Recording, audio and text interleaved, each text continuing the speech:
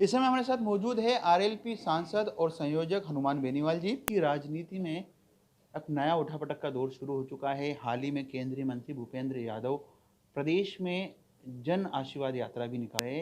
कई अलग अलग सियासी मायने भी निकाले जाते हैं, क्योंकि आपका पहले गठबंधन था एनडीए के साथ, भाजपा में भी आप रह चुके, लेकिन अब आपकी खुद की इंडिविजुअली पार्टी है। क्या लगता है आपको कि इस प्रकार जो यात्रा निकाली जा रही है उसका फायदा राजस्थान में भाजपा को मिल पाएगा? भाजपा को बिल्कुल फ़ायदा नहीं मिलेगा। अभी कोरोना काल के अंदर दिल्ली की सरकार ने स्टेट गवर्नमेंट की मदद नहीं करी।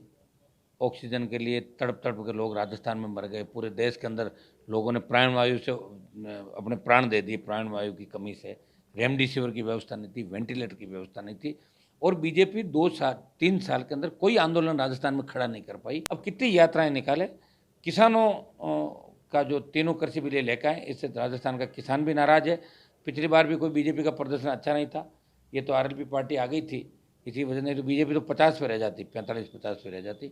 और अब तीनों उपचुनाव के अंदर देखा होगा भाजपा कहाँ गई। 2 उपचुनाव आप और देखना रिजल्ट इसके अंदर। पंचायत चुनाव के अंदर भी देखना आप। जिस जन आशीर्वाद यात्रा की बात करें तो मुझे नहीं लगता कोई बड़ा आशीर्वाद मिला था। ये तो आजकल कोई भी नेता दिल्ली से आता है तो उसके पीछे कुछ गाड़ियाँ और मोटरसाइकिलें हो जाती है, तो उससे वोट मत मानो आप। ये अलवर का वो छोर है और वो बाड़मेर का वो छोर है। जब राजस्थान में जब भी सरकारें बनी तो मारवाड़ शेखावाटी का बहुत बड़ा योगदान रहा राजस्थान की सत्ता में आने के लिए। और मैं दोनों, आपका जो बीकानेर डिवीजन हो गया, यहाँ मैं आपको कह सकता हूँ दावे के साथ कि भारतीय जनता पार्टी की स्थिति बहुत खराब है। लोग कांग्रेस को वोट नहीं देना चाहते और लोग तीसरे विकल्प की तलाश के अंदर, हम भी देख रहे हैं राजस्थान के अंदर कि लेकिन बेनीवाल जी, इस यात्रा के बाद अब इस प्रकार के कयास भी राजनीतिक गलियारों में चल रहे हैं कि मुख्यमंत्री के जो कई दावेदार थे, कई चेहरे थे भाजपा में, उसमें एक नया चेहरा, नया शक्ति केंद्र भूपेंद्र यादव के रूप में जुड़ चुका है। ये तो भूपेंद्र जी तो पहले से ही थे दावेदार। कल तो यात्रा से पहले से ऑलरेडी दावेदार थे। भाई दिल्ली के अंदर, दिल्ली वालों के नज़दीक है, निश्चित रूप से दावेदार हैं। ऐसे करीब 1 दर्जन दावेदार है। मुख्यमंत्री के चेहरे 1 दर्जन है। अभी 1 दर्जन तो ये नए चेहरे हैं। वसुंधरा जी भी तो छटपटा रही, वो भी कह रही मैं भी दावेदार हूँ, मैं बनी 2 बार। लेकिन दावेदारी तो जब होगी ना जब 100 सीट आएगी। 40-50-60 सीट से तो दावेदारी होती नहीं ना, सीएम बनता नहीं है। भारतीय जनता पार्टी को वोट नहीं डालेगी राजस्थान की जनता। उन्होंने तय कर लिया कि राजस्थान अब कोई कमज़ोर राज्य नहीं है। हर स्टेट के अंदर थर्ड फ्रंट है, तो राजस्थान में भी क्यों नहीं बना है। किसी ने शुरुआत ही नहीं की और राष्ट्रीय लोकतांत्रिक पार्टी ने शुरुआत करी है।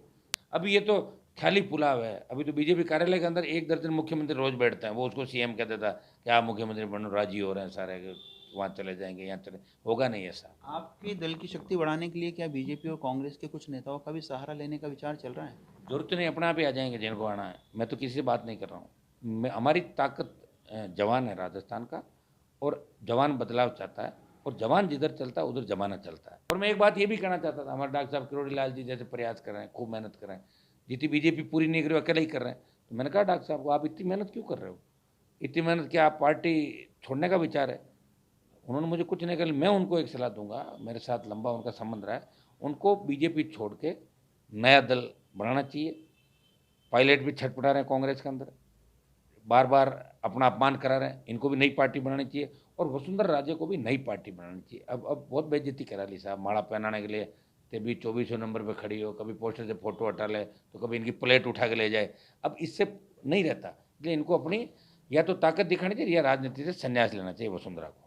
पूर्व में भी किरोड़ीलाल मीणा जी आपके साथ थे, आप उनके साथ थे। क्या लगता है आपने जो सुझाव दिया है वैसे सुझाव पर अमल कर पाएंगे, क्योंकि तो भाजपा के सांसद है अभी? अगर वो अमल कर पाएंगे तो उनको भी फायदा, उससे कोई फायदा नहीं है। अगर वो अमल कर पाएंगे तो राजस्थान के अंदर तीसरे मोर्चे की शुरुआत उन्होंने करी थी। हम साथ ही थे और व्यक्तिगत रूप से मेरे उनके अच्छे संबंध भी है और वो लड़ाके हैं। मैं ये चाहता हूँ कि मेरा सुझाव वो स्वीकार करें, ताकि लोगों का जो मन उनके प्रति है, वो बीजेपी में रहते हैं उनके प्रति लोगों का मानसिकता ठीक नहीं, जिधर बिना पार्टी के उनका जो वजूद था और वजूद बनने वाला। क्योंकि इस जो पूर्वी राजस्थान है वो तमाम लोगों की एक ही सोच है। पूर्वी राजस्थान की जनता भी चाहती है कि किरोड़ीलाल जी में नई पार्टी बनाए और पायलट को भी इस तरह बार बार अपना अपमान कांग्रेस के अंदर नहीं करवाए। इसका फायदा आरएलपी को भी मिलेगा क्या, यदि ऐसा होता है तो? नहीं, आरएलपी को फायदे की बात नहीं है। देखिए, इनको मैं ये कह रहा हूँ, इनके सम्मान के लिए कह रहा हूँ, ये स्वाभिमानी लोग हैं। इनको इस तरह सुंदरगत में नहीं कह सकता, लेकिन पायलट और किरोड़ीलाल जी ने लड़ाई की, प्रयास किया। वसुंधरा तो कोई लड़ाई पार्टी के अंदर तो आज तक नहीं लड़ी। हाँ, पर्दे के पीछे राजनीति जरूर कर रही है, लेकिन किरोड़ी लाल मीणा और सचिन पायलट ने लड़ाई लड़ी। उन्होंने कांग्रेस नेतृत्व को चुनौती दी और डॉक्टर साहब ने अलग प्रयास भी किया। 10 साल तक लड़ाई लड़ी, तीसरे फ्रंट की बात भी करी, तीसरी ताकत की बात करी, हम साथ थे। फिर ये मुझे छोड़ के चले गए थे। तो मुझे नहीं लगता कि बीजेपी के अंदर डॉक्टर साहब कुछ कर पाएंगे। उनको अलग पार्टी बनानी चाहिए और राजस्थान को एक नई दिशा देनी चाहिए, और यही सचिन पायलट को, ये मेरी उनको सलाह है। वो माने तो उनकी मर्जी, मेरे तो उससे कोई फर्क नहीं पड़ता। वो पार्टी बनाए तो मुझे कोई फायदा नहीं, और नहीं बनाए तो मुझे उससे कोई बेनिफिट नहीं। तो ये है हनुमान बेनीवाल, आरएलपी संयोजक और सांसद। निश्चित रूप से जो आने वाली सियासी गतिविधियां है उसको लेकर उन्होंने अपना बयान भी दिया है, और कहीं ना कहीं इनका ये बयान अपने आप में कई तरीके से महत्वपूर्ण भी है। कैमरा पर्सन विजेंद्र के साथ पीयूष शर्मा, ईटीवी भारत, जयपुर।